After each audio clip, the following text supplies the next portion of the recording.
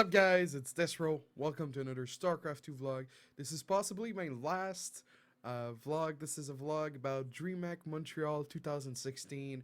Now, before I start, a good news is they announced that Dreamhack Montreal will happen again next year. So if I make another StarCraft 2 vlog, that's probably gonna be it. But yeah, no, it was just incredible weekend. It was from Friday to Sunday. I had Joe from Cheeseadelphia stay at my house. Friday was just BYOC, get your pass, get your shit there. Brought my PC, installed it, meeting with Huck, got to hang out a bit, got to go eat dinner at a Japanese place with some sushi rolls, which I'm not a big fan of because they're just so expensive and not very filling in my opinion. But yeah, we can really go ham Friday night because the tournament started at 9 a.m. on Saturday. So got like 6 hours of sleep. Went back home, 6 hours of sleep. Went to the tournament. Tournament starts. I have like a Jig, a French Canadian player in my group, and I do beat him, which is like a really big upset considering how inactive I've been. I've been playing on a Master Smurf at 5k MMR and Jigs at 5.7. Uh, I mean, I played like 10 hours on a Master Smurf MMR, so maybe, I could be at like 5.5 if I really tried. Anyway, beat him. I was on top of the world. I was going to finish first in my group, and then I lose to Cannon Rusher, which ends up putting me at third place in the group. I was pretty disappointed, but it is what it is.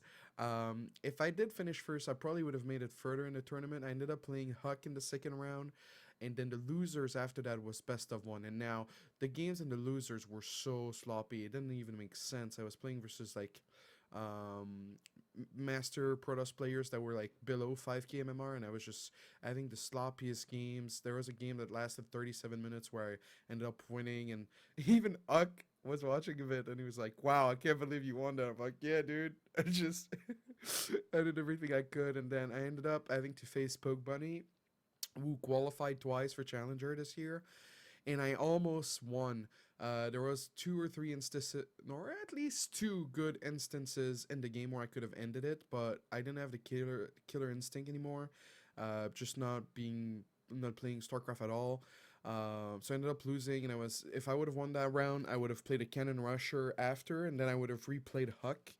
But if I won that run, I would have made $100. So didn't make any money, but that's okay. That was my goal at first, but I didn't practice. I said I was going to practice 2 weeks of StarCraft, but it was just the grind was too demanding. There was just like, I was doing it to do it. I wasn't doing it to have fun, and I think I should have focused on the fun more so than doing it for the money. And that really goes to show, you can't really have success without passion. At least I think so. So that was Saturday. A lot of tournament games.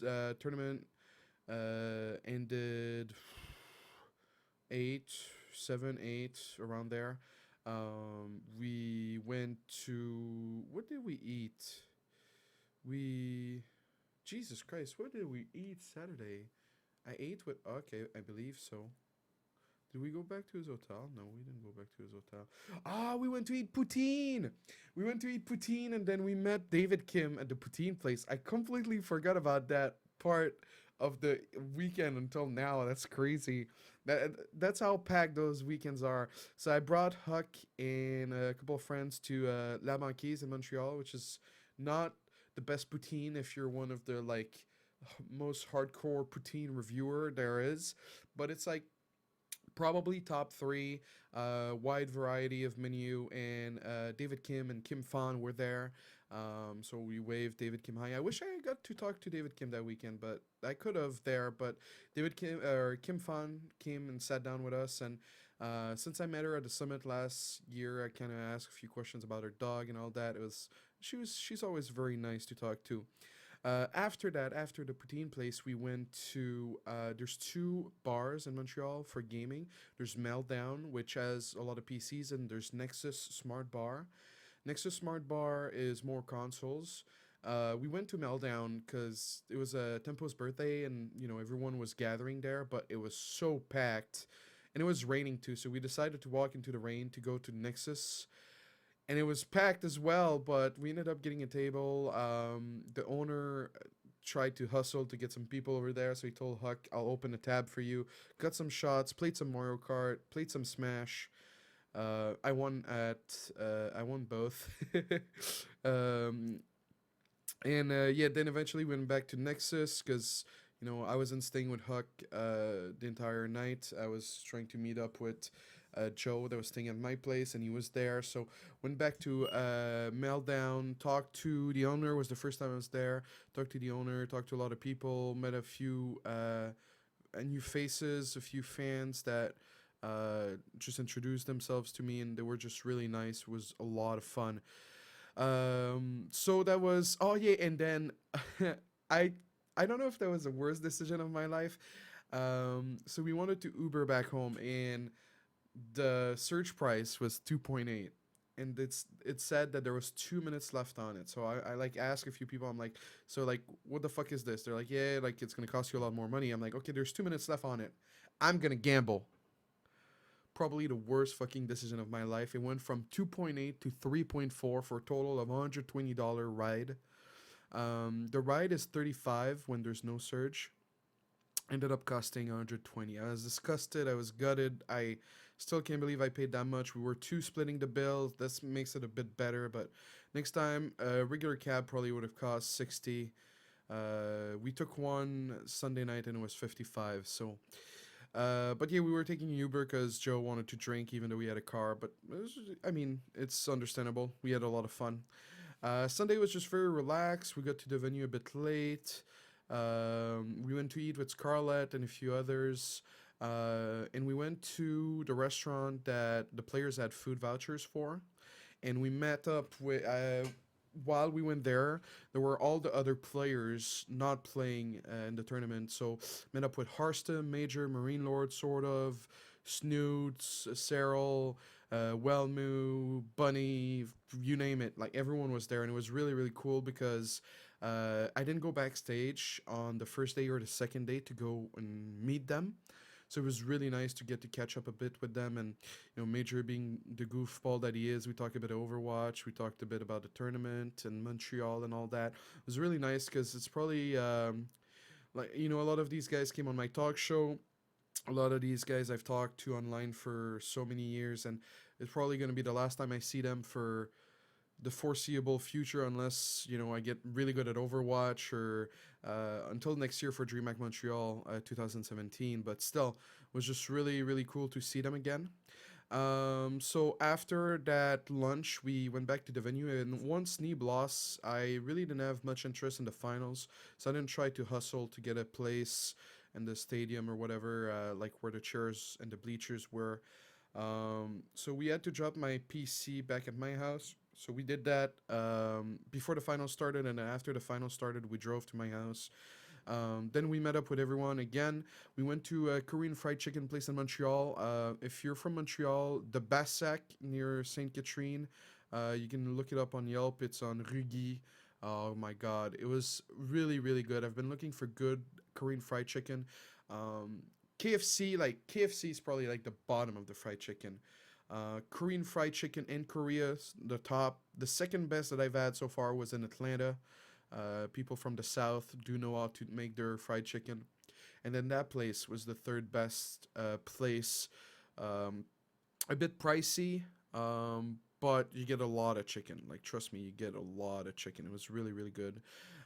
So after that, we went to the Players Hotel to wait for everyone, and then we ended up going to the Twitch after party, which was not like it's a bar only used for rental for like private groups.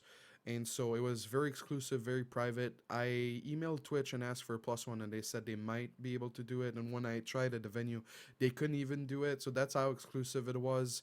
It's just everyone from the StarCraft tournament, the DreamHack staff, a few people from like the booth. So there was like a MSI guy, there was like the LotoQuebec guy. By the way, on Friday, I got interviewed by LotoQuebec about my transition to Overwatch and my StarCraft career. I'll try to have a link in the description on YouTube. Probably going to be tweeting it and Facebooking it. It was a really good interview, in my opinion. The coolest thing about their interview is how much research they do. and they seem genuinely invested in the questions they ask, and it just makes it such a good interview. It's just really great because they watched my vlog about saying that I'm retiring from StarCraft, going to Overwatch. So it was just really great. After party, got people started dancing. There's actually a link I'll put in the YouTube description. People started dancing, and then everyone started dancing.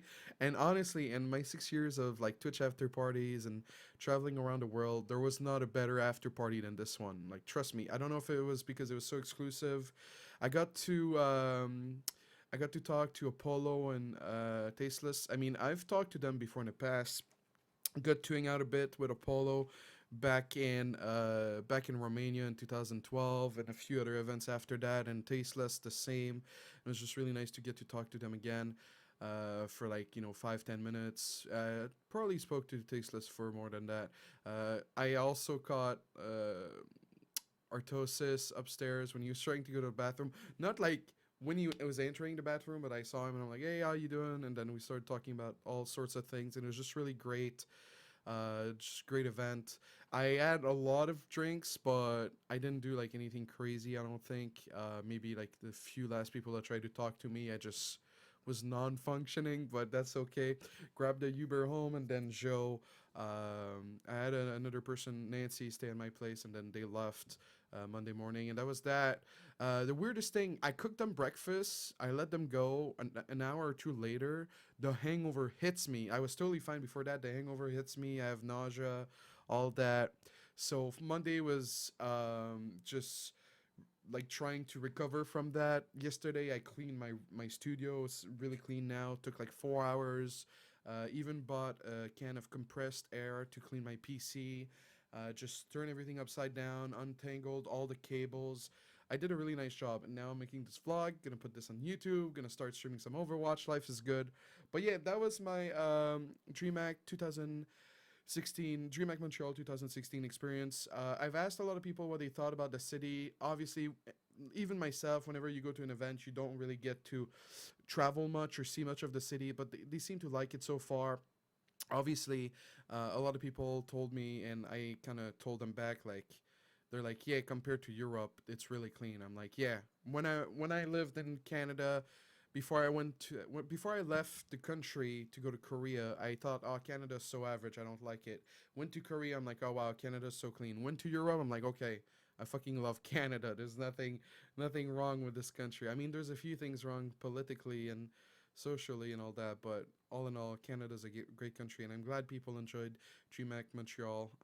I had a lot of pride in my city. Never thought I'd have as much pride, nationalistic pride, as much. I mean, nation wars, I guess, but still, Montreal. I was defending, wearing it on my sleeves, hoping everyone had a good time, and this seemed to be the case. So anyway, hope you guys enjoyed this possibly last StarCraft 2 vlog. Last one was supposed to be the last, I guess, and I brought my camera, and I wish I recorded a bit more, but I always like doing these a lot more than taping. Um, Maybe it's just laziness on my part when it comes to editing, but I mean, I hope you guys enjoyed watching me talk for 13 minutes. Pretty reasonable time. Anyway, hope you had a good time. Thank you for watching, and have a good time.